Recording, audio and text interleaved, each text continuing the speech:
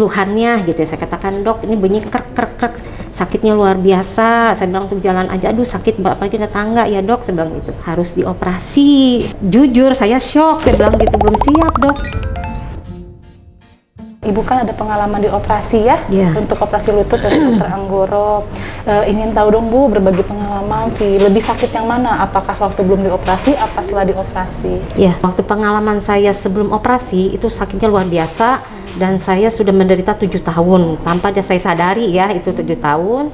Saya juga ketemu dokter Anggoro itu setelah 3 tahun terakhir ini. Pertama memang saya rasa pegel-pegel gitu ya, kebetulan saya mau ada perjalanan dinas waktu itu, saya minta ke dokter obatnya ya gitu buat ngilangin rasa sakit pegel-pegel itu.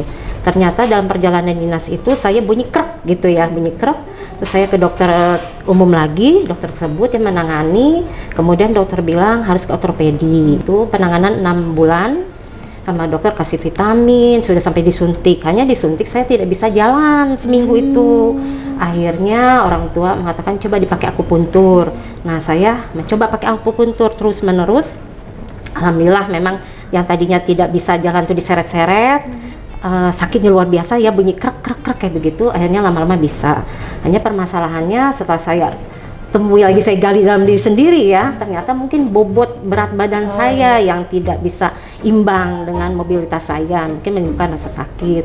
Kemudian juga saya mencoba nih, waktu itu dikasih seorang teman dari suami, kebetulan baru saya menemukan dokter Anggoro di sini. Nah, oleh penanganan beliau. Nah, penanganannya yang pertama, apa sih keluhannya gitu ya, saya katakan, dok ini bunyi krek krek krek, sakitnya luar biasa. Saya bilang untuk jalan aja, aduh sakit apalagi tetangga ya dok, saya bilang gitu. Oh ya Bu, saya kasih obat, kemudian disuntik, kemudian disuruh ronsen. Kemudian udah suruh ronsen, Bu ini kayaknya pengapurannya sudah stadiumnya tinggi juga ya, ada 3-4 katanya seperti itu. Kayaknya harus dioperasi. Saya tuh penanganan di sini bulan ke-11 kalau nggak salah, sampai 1 tahun itu. Saya bilang gini, dok saya mikir-mikir dulu deh, saya bilang gitu ya, apa yang harus saya lakukan, karena jujur saya shock, saya bilang gitu, belum siap dok. Saya sampaikan juga ya ke dokter, dok kalau begini misalnya ada keluhan nggak sampai jalan tuh bagaimananya gitu, banyak siapa dokternya dulu Bu katanya gitu, seperti itu ya Mbak Rizky. Saya berasanya pasien semuanya bisa jalan semua kok katanya gitu. Akhirnya saya kompromi keluarga semuanya dengan tim kerja saya di sekolah. Akhirnya saya sampaikan saya mau ada operasi, kemudian saya udah siap datang lagi dokter.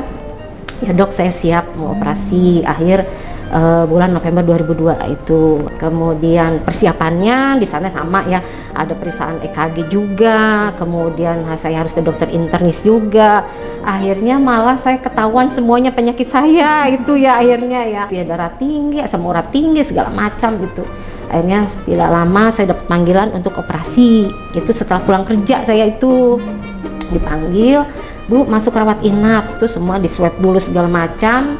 Udah swab, saya harus ke IGD, kemudian dicek lagi darah, jantung saya, cek lagi semuanya gitu. Baru saya persiapan menuju ke operasinya gitu.